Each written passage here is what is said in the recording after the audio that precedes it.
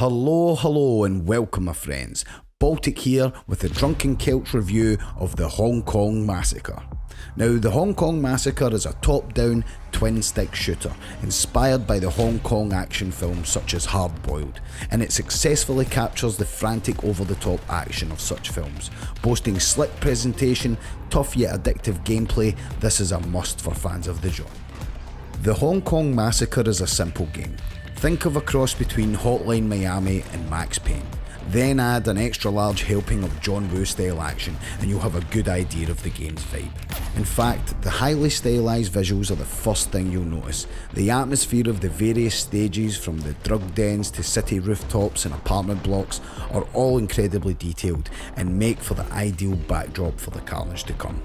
The sound design is stellar as well, with some brilliant pulsing tracks that really help complement the action, and the sound effects are also first class, from the thudding boom of the shotgun blast to the cracking glass as you leap through windows with the ricochets flying.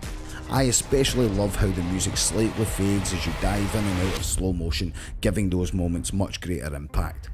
So there is a basic story set up and it's classic stuff.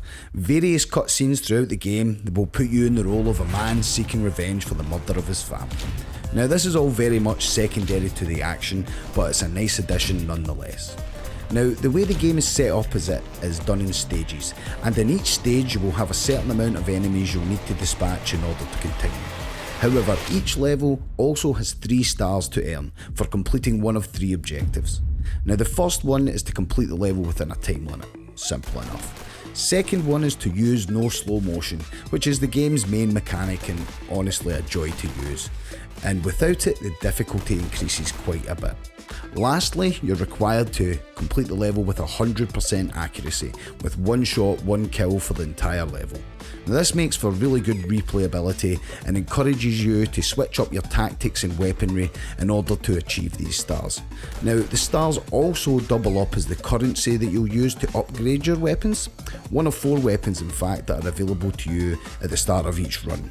So you'll have your pistols, you dual wield them.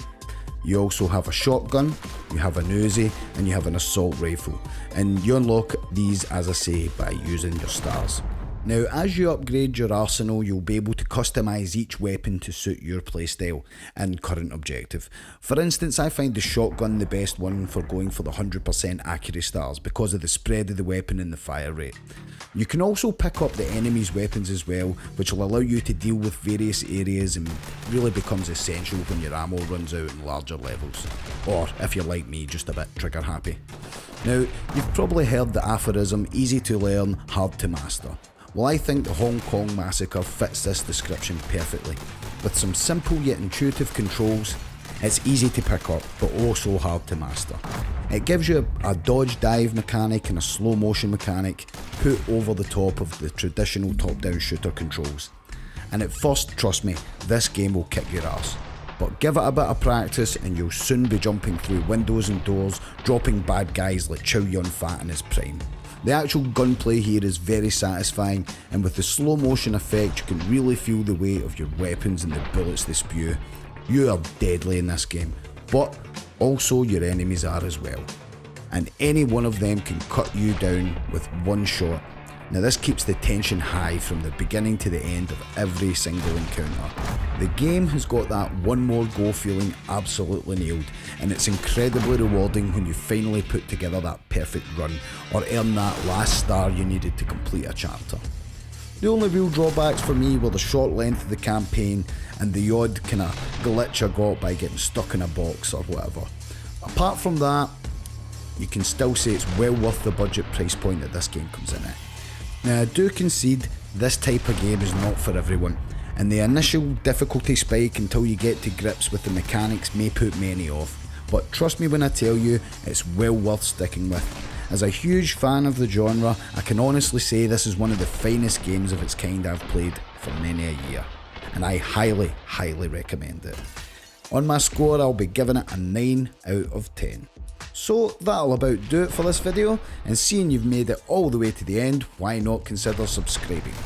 Till the next time, I've been Baltic and I will see you later. Catch you!